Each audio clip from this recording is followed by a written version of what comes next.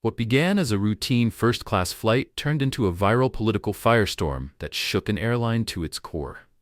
Karoline Leavitt, a high-ranking White House official, boarded Patriot Air with a confirmed seat and platinum status, only to be asked to give up her spot for former First Lady Michelle Obama.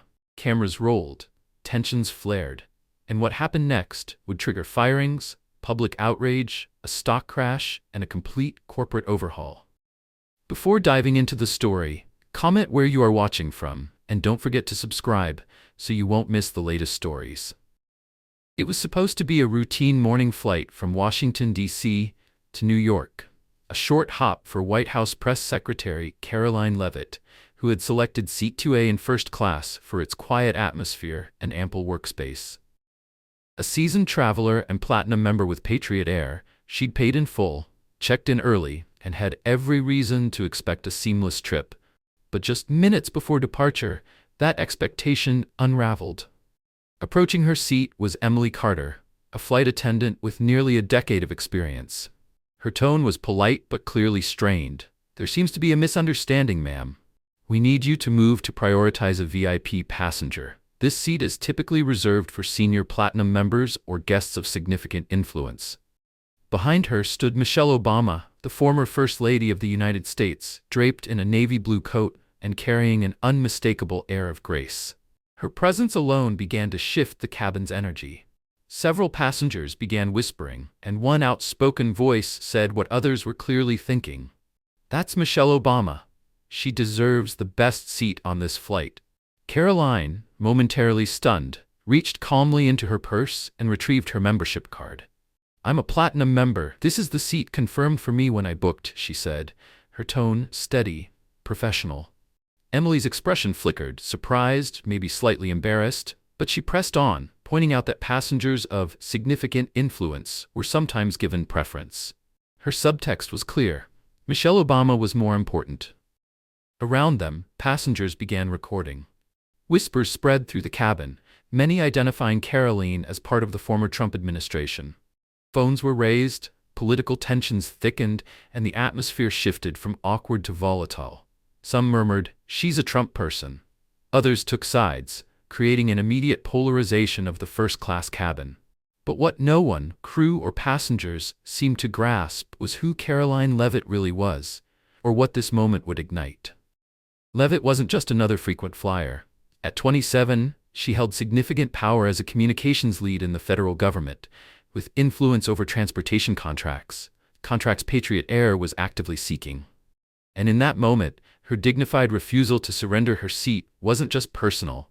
It would soon become political, legal, and explosive. Unbeknownst to the airline crew, they had just lit the fuse to a crisis that would shake their company to its foundation. It was supposed to be a routine morning flight from Washington, D.C. to New York, a short hop for White House Press Secretary Karoline Leavitt, who had selected Seat 2A in first class for its quiet atmosphere and ample workspace. A seasoned traveler and platinum member with Patriot Air, she'd paid in full, checked in early, and had every reason to expect a seamless trip. But just minutes before departure, that expectation unraveled. Approaching her seat was Emily Carter, a flight attendant with nearly a decade of experience. Her tone was polite but clearly strained. "There seems to be a misunderstanding, ma'am. We need you to move to prioritize a VIP passenger. This seat is typically reserved for senior platinum members or guests of significant influence." Behind her stood Michelle Obama, the former First Lady of the United States, draped in a navy blue coat and carrying an unmistakable air of grace. Her presence alone began to shift the cabin's energy. Several passengers began whispering, and one outspoken voice said what others were clearly thinking. "That's Michelle Obama. She deserves the best seat on this flight." Karoline, momentarily stunned, reached calmly into her purse and retrieved her membership card. "I'm a platinum member. This is the seat confirmed for me when I booked," she said, her tone steady, professional. Emily's expression flickered, surprised, maybe slightly embarrassed, but she pressed on, pointing out that passengers of significant influence were sometimes given preference. Her subtext was clear. Michelle Obama was more important. Around them, passengers began recording. Whispers spread through the cabin, many identifying Karoline as part of the former Trump administration. Phones were raised, political tensions thickened, and the atmosphere shifted from awkward to volatile. Some murmured, "She's a Trump person." Others took sides, creating an immediate polarization of the first-class cabin. But what no one, crew or passengers, seemed to grasp was who Karoline Leavitt really was, or what this moment would ignite. Leavitt wasn't just another frequent flyer. At 27, she held significant power as a communications lead in the federal government, with influence over transportation contracts Patriot Air was actively seeking. And in that moment, her dignified refusal to surrender her seat wasn't just personal. It would soon become political, legal, and explosive. Unbeknownst to the airline crew, they had just lit the fuse to a crisis that would shake their company to its foundation. As the plane door shut behind her, Karoline Leavitt stepped back onto the jet bridge, not as a disgruntled passenger, but as a woman with a mission. Her fingers moved swiftly across her phone, sending a short, loaded message to her trusted White House aide Sarah Mitchell. "I was removed from the flight, but they picked the wrong person to humiliate." Karoline didn't panic. She didn't cry. She did what any communications strategist trained under a presidential administration would do. She went to war. With facts, footage, and strategy. At the same time, back inside the cabin, Michelle Obama quietly settled into seat 2A. She hadn't asked for the seat. The crew, driven by political assumptions and crowd pressure, had handed it to her. But the moment of silence wouldn't last long.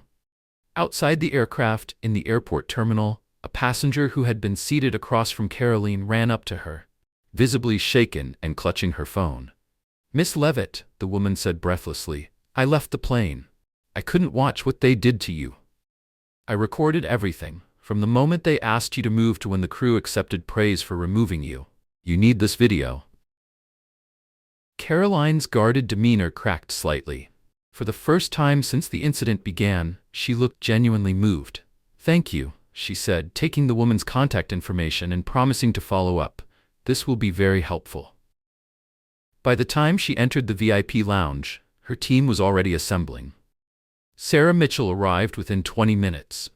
In tow were Patriot Air's worst nightmares, a chief legal counsel and the White House communications director. Within an hour, phones were ringing off the hook. Legal drafts were being reviewed, media kits were being prepared, damage assessments were underway. Outrage poured in from both sides of the political aisle. Influencers, journalists, and even elected officials began commenting. Fox News picked up the story within 2 hours. MSNBC followed. Even neutral outlets like Reuters and AP ran the headline. White House press secretary removed from plane, VIP seat given to former First Lady Michelle Obama. Inside Patriot Air's headquarters in Arlington, Virginia, CEO Robert Harrison was just finishing his quarterly review when the phone rang. It was Laura Evans, the company's director of public relations. Her voice was frantic. "Sir, we've got a major situation. A video just went viral showing Karoline Leavitt being removed from our flight, and it's bad." The crew knew who she was. The video shows them accepting praise for politically biased decisions. Robert's initial reaction was dismissive. "People get removed from flights all the time. Just draft a standard apology." Laura paused. Then she dropped the bomb. "No, sir. This isn't a typical passenger. This is Karoline Leavitt, the White House press secretary." Silence. The color drained from Robert's face. Patriot Air wasn't just a commercial airline, it was actively negotiating high-stakes government transportation contracts. Contracts that Karoline Leavitt had direct influence over. "Send me the video. Now." He watched in stunned silence as the footage played out. Karoline, calm and collected. David, condescending. Emily, deferring. Michelle, silent but benefiting. And the passenger's comment, "We'll make sure Patriot Air gets praised online."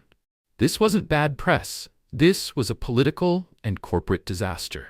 Robert stood, gathered his senior leadership, and slammed his fist down on the boardroom table. This is not a PR issue. This is a company-defining scandal. And he was right. In the span of 5 hours, Patriot Air's stock began to dip. In 10 hours, it would begin to nosedive. The fuse had been lit. The detonation was only just beginning. The fallout from the viral video wasn't just online. It hit Wall Street with crushing force. By midday, Patriot Air stock had dropped 12%. Analysts were predicting a 30% collapse by market close. Investors panicked. Phone lines at the airline's investor relations office were flooded. Major institutional shareholders demanded answers. Inside Patriot Air's gleaming glass headquarters in Arlington, Virginia, panic buzzed like electricity through every hallway. CEO Robert Harrison sat with his senior executives in a tense, closed-door meeting. The atmosphere was suffocating. Phones buzzed nonstop. Public relations nightmares were piling up minute by minute. Someone whispered that the White House had gone completely silent, a terrifying signal that legal action might be coming. Then, the call came in. "Miss Leavitt's office is on the line." The room fell quiet. Robert took a deep breath and tapped the speakerphone button. "Miss Leavitt," he began, his voice straining to sound professional. "We want to extend our sincerest apologies for the unacceptable treatment you endured. It does not reflect the values of Patriot Air." Karoline cut him off. "Mr. Harrison, I'm not interested in apologies," she said, her tone calm but immovable. "What happened today wasn't just a PR failure. It was a demonstration of political discrimination by a company negotiating federal contracts." In the boardroom, nervous glances were exchanged. One executive mouthed, "We're screwed." Karoline continued, each word deliberate, "I have 2 demands and 1 decision. Immediate suspension of all crew involved. Flight attendant Emily Carter, cabin supervisor David Lawson, and Captain Michael Bennett. A formal government review of Patriot Air's contract negotiations for official transportation services. And the decision," she added, "is yours to make." Robert attempted to placate her. "Miss Leavitt, I understand your frustration, but perhaps temporary suspensions would be more appropriate. These are long-serving employees, and we have union agreements." Karoline's tone didn't waver. "This is not a negotiation," she said flatly. "Take accountability, or I will personally recommend that the Department of Transportation launch a comprehensive investigation into Patriot Air's business practices." The threat was real. If Patriot Air lost its bid for government contracts, it would lose tens of millions of dollars annually, a blow the airline couldn't afford in an already competitive industry. Before Robert could respond, the conference room doors burst open. A young financial analyst, face flushed, tablet in hand, rushed in, ignoring protocol. "Sir," he gasped, "breaking news. Our stock's down 17 cents and dropping. Analysts are saying if we don't act publicly and decisively within the next hour, we could lose a third of our value by end of day." Robert's face turned white. He looked at the screen showing the live feed of Patriot Air's tanking stock price. Then he looked across the table at his legal counsel, who gave a quiet, grim nod. There was no choice. Suspend them, immediately. Downstairs, in a quiet, stark HR conference room, Emily Carter, David Lawson, and Captain Michael Bennett waited anxiously. They had been pulled from their duties mid-shift, escorted off the tarmac without explanation. When Ellen Brooks, Director of Human Resources, entered flanked by legal counsel and 2 security officers, the silence was deafening. She wasted no time. "Your employment contracts with Patriot Air are terminated effective immediately." Emily let out a muffled sob. David's face twisted into disbelief. Michael, ever stoic, simply closed his eyes and exhaled deeply. "We were under pressure," David protested. "Passengers expected us to act. We didn't know this would go viral." Ellen turned her laptop around and hit play on the now infamous video. There it was. David's condescending language, Emily's complicity through silence, the passengers' whispered promise of media support, Captain Bennett's weak excuses, despite knowing better. The evidence was damning. "You didn't act under pressure," Ellen said coldly. "You acted under bias. You ignored airline policy, and you humiliated a federal official for political favor." The terminated crew would now face more than unemployment. Their names and faces were already circulating online. Their careers were effectively over. Meanwhile, in Patriot Air's main auditorium, hundreds of employees were summoned for an emergency address. On stage stood CEO Robert Harrison, flanked by Karoline Leavitt and her senior staff. Robert stepped forward, the spotlight glaring. "Today, Patriot Air failed," he began solemnly. "We failed a passenger in the most serious way, not just in service but in judgment, professionalism, and humanity." He stepped back. Karoline took the microphone, her voice steady and powerful. "This isn't about punishing 3 people," she said. "It's about transforming a culture. What happened to me would be just as wrong if I were a schoolteacher, a doctor, or a grandmother flying home. Every person deserves respect, not favoritism, not politics. Her words echoed across the room. Then came the final bombshell. To demonstrate our commitment, Robert announced, Patriot Air will halt all operations for 48 hours to begin immediate, mandatory anti-bias training. A collective gasp rippled through the auditorium. This was unheard of in the airline industry. A 48-hour shutdown would cost the airline millions, but the cost of doing nothing would be far greater. The age of passive policies and backroom apologies was over. Patriot Air's reckoning had officially begun. The news hit the aviation industry like a lightning bolt. Patriot Air was voluntarily grounding every single flight for 48 hours. For an airline, this was nothing short of radical. Canceling 2 days of operations meant tens of thousands of disrupted passengers, millions in revenue lost, and logistical chaos. But to CEO Robert Harrison and his leadership team, cornered by scandal, hemorrhaging public trust, and under federal scrutiny, it was the only option left. And to Karoline Leavitt, it wasn't a gesture. It was step one. Behind the scenes, an army of contractors, trainers, and policy experts were deployed across Patriot Air's network. Terminal lounges were converted into makeshift classrooms. HR departments restructured their schedules. Aircraft sat idle on tarmacs as thousands of employees, from pilots to baggage handlers, were pulled into mandatory anti-bias and ethics training. But this wasn't your average corporate slideshow. Every employee was required to complete an intensive, scenario-based curriculum, tackling unconscious bias, political discrimination, and proper protocol for customer disputes. These weren't performative check-the-box sessions. They were uncomfortable, honest, challenging. And in some rooms, Karoline Leavitt showed up in person. Yes, the very woman at the center of the scandal now stood in front of the very employees who, in one way or another, were affected by it. Some employees shifted nervously in their seats, others looked down. But Karoline wasn't there for revenge. This isn't about politics, she told one training session. It's about fairness. What happened to me happens to people every day who don't have a title or a platform. Let's be the company that changes that. Her presence wasn't just symbolic. It humanized the issue in a way no memo or video ever could. Some employees approached her afterward, quietly thanking her. Others, shaken by her poise, left with a new understanding of what leadership and restraint really looked like. As internal reforms accelerated, so did external pressure. The Department of Transportation quietly began its review of Patriot Air's government contract eligibility. Advocacy groups applauded Karoline's measured handling of the scandal.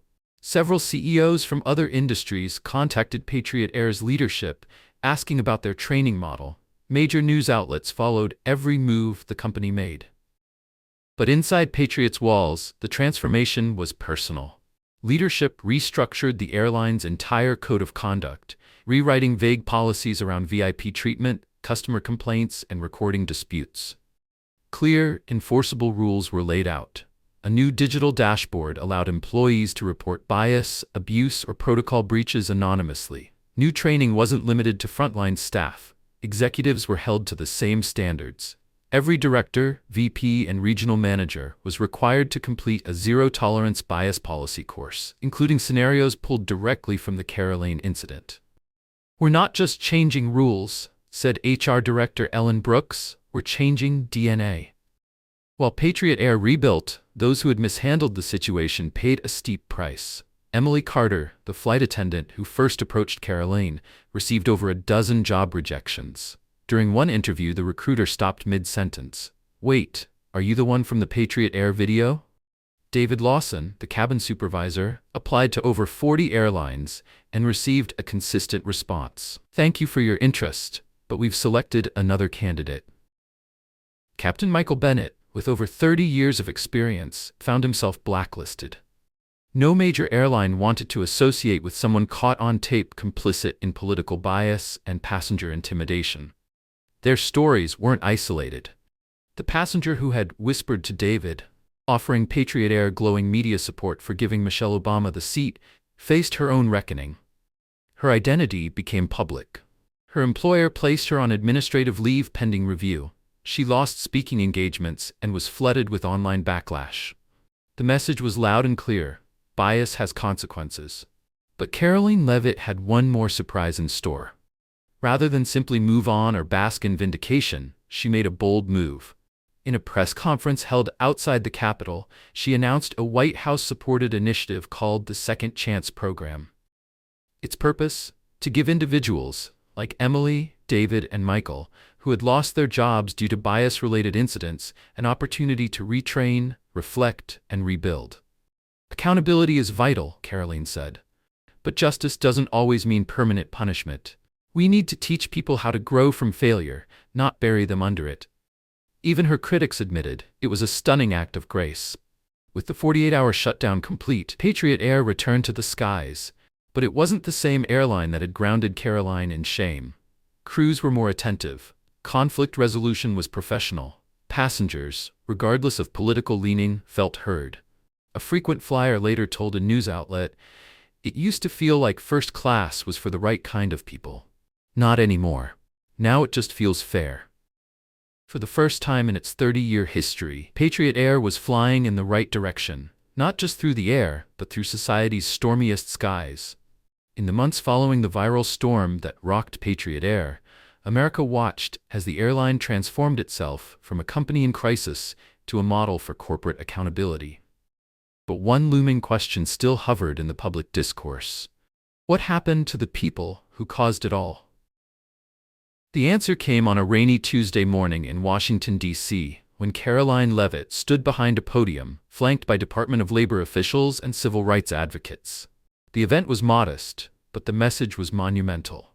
"We are launching the Second Chance Program," Karoline announced, her voice firm yet hopeful. A federally supported initiative aimed at helping individuals who lost jobs due to bias-related misconduct regain their footing, if they're willing to do the work. The room fell silent, not with skepticism but with respect. "Accountability doesn't always mean exile," she added. "It means acknowledging mistakes, learning from them, and committing to do better. If we don't offer a path back, we don't just fail individuals, we fail society." The program would provide intensive retraining, psychological counseling, and mentorship, blending ethics, emotional intelligence, and real-world conflict scenarios. But the admission bar was high. Participants had to accept full responsibility for their actions and show genuine willingness to change. Among the program's very first enrollees, Emily Carter, David Lawson, Captain Michael Bennett. Each of them entered the program with different attitudes, shaped by the very different ways they had experienced their downfall. Emily, the former flight attendant, walked in with quiet humility. David, once brash and defiant, arrived with thinly veiled resentment. Michael, the seasoned captain, came carrying decades of pride, now buckled by a single moment of indecision. But the program didn't allow for blame games. During the first group discussion, a moderator posed a question. Describe not the moment you were exposed, but the moment you knew what you did was wrong. There was silence. Then David spoke first. "I grew up in a place where politics defined people," he said. "You were either on our side or the wrong side. I thought I was being loyal, not biased. But when I saw the video playback, I saw arrogance. I saw myself taking pleasure in power I didn't deserve." Tears welled up in Emily's eyes. "I was scared," she whispered. "I didn't say anything because I thought if I challenged David or the captain, I'd lose my job. But I've learned silence isn't neutral. It's complicit." Captain Bennett, who had led hundreds of flights and carried the weight of a flawless record for decades, simply stared ahead. "I saw the confrontation but chose to ignore it. I assumed others would handle it. I prioritized celebrity over principle. That's not leadership, that's cowardice." The room was heavy with raw truth, and from that weight, something new began to rise: ownership. The Second Chance Program wasn't a free pass, it was a climb. Participants were required to complete ethics recertification, real-world conflict simulation labs, weekly mentorship sessions with industry veterans and social impact leaders. A final project, a written and oral defense of the values they failed to uphold and how they plan to embody them going forward. When David was asked what justice now meant to him, he said, "It used to mean punishing the people who wronged you. Now I think it's about proving you're worth a second look, even from those you wronged." Emily, too, underwent a transformation. She took extra courses on conflict de-escalation and eventually led a peer session on finding your voice under pressure. Michael, too old now for commercial piloting, found new purpose within the program. He stayed on as a trainer, helping other terminated professionals understand the true cost of ignoring small moments of injustice. The plane doesn't crash because one button fails, he told a class. It crashes because no one spoke up when the first light blinked red. Don't ignore the light. After graduating from the program, Emily was hired by a regional airport in Colorado as part of the ground crew. The pay was modest, the work was physical, but for her, it was a lifeline. I don't deserve the spotlight, she told a local reporter, but I do deserve the chance to prove I can grow. David, too, re-entered aviation. Not in a leadership role, but as a baggage handler for a small carrier in the Midwest. He called it humbling, exhausting, and exactly what I needed. Michael never reapplied to fly again. Instead, he continued teaching in the program full-time, telling his story across the country to corporate audiences, union meetings, and flight schools. Their positions weren't glamorous, but they were honest, and this time, they were earned. Meanwhile, the impact of the program and Patriot Air's reforms spread far beyond one company. Other airlines began requesting the training curriculum. Law firms began citing the case as a benchmark for corporate bias response. The Department of Labor recommended the Second Chance program as a model for industries beyond aviation, education, healthcare, and public services. Even passengers noticed. One woman told a reporter, "For the first time, I felt like my voice mattered more than my political views." That's a huge deal in today's America. Redemption isn't about erasing the past. It's about confronting it, owning it, and using it to fuel something better. And for three people once synonymous with failure, and one airline once on the brink of collapse, redemption had finally taken flight. 6 months after the now infamous Patriot Air incident, the airline that once found itself in freefall was not only back in the skies, it was flying higher than ever, not in profits alone, though those had rebounded, but in principle, policy, and public trust. And it hadn't come easily. Inside Patriot Air's headquarters in Arlington, the mood had changed entirely. What had once been a sterile environment filled with reactive PR strategies and shallow mission statements had become a hive of values-based leadership. Every department, from customer service to flight operations, had restructured their protocols with one goal in mind: fairness without favoritism. The new seat dispute resolution protocol was now mandatory reading for all flight staff, with simulations updated monthly based on real-world cases. A passenger dignity clause was added to the employee handbook, with strict language against political profiling, celebrity favoritism, or deference based on ideology. Employees were empowered, not punished, for raising concerns, thanks to anonymous reporting tools with third-party oversight. And most notably, political neutrality training became part of the onboarding process for every employee, regardless of rank. One HR officer remarked, "We used to train people on how to look polished. Now we train them on how to act justly." What surprised industry observers most wasn't just how quickly Patriot Air recovered, but how deeply the public embraced its evolution. At Reagan National Airport, where the saga had begun, passengers now remarked on the stark contrast. "Before, it felt like you were judged based on your politics or profession," said one frequent flyer. "Now, you're just treated like a human being." Another traveler shared, "It's strange to say, but I feel respected when I fly with them now. It's not about who you are, it's about how they treat you." Independent audits confirmed the shift. Customer satisfaction among all political groups had risen by 30%. Employee satisfaction had reached an all-time high. Complaints involving bias or unfair treatment had dropped to near zero, and perhaps most telling of all, passenger numbers had increased 12% year over year. People weren't just forgiving Patriot Air. They were rewarding it. 6 months to the day after she was removed from Flight 4821, Karoline Leavitt returned to Patriot Air HQ, not as an adversary, but as a partner in progress. In a private meeting with CEO Robert Harrison, they reviewed the final independent oversight report, documenting every policy change, training milestone, and compliance benchmark. She closed the folder slowly, looked up, and nodded. "You've shown real change," she said. "Not performative, not for show, real." Robert's voice was quieter than usual. "It hasn't been easy," he admitted, "but it was necessary. What happened to you forced us to confront everything we were ignoring. Culture, power, politics, we saw it all." Karoline leaned back, a small smile breaking her otherwise reserved expression. "That's how change always happens," she said. "Not in the comfort, but in the confrontation." They shook hands. They weren't allies. They weren't enemies. They were proof that two sides, once bitterly at odds, could move forward when integrity became the shared language. Patriot Air's transformation and Karoline's Second Chance program didn't stay within the confines of aviation. Universities reached out to adopt the training model for their own conflict resolution policies. Corporate boards invited Karoline to speak about ethical crisis response. Nonprofits began replicating the Second Chance program structure for veterans, wrongfully terminated employees, and at-risk workers. The program had also begun expanding into international partners, sparking dialogue on ethical reintegration and bias education across industries. One headline from a major business outlet read, "How One-Seat Dispute Redefined Corporate Redemption in America." At the heart of this story wasn't politics. It wasn't about a press secretary or a first lady.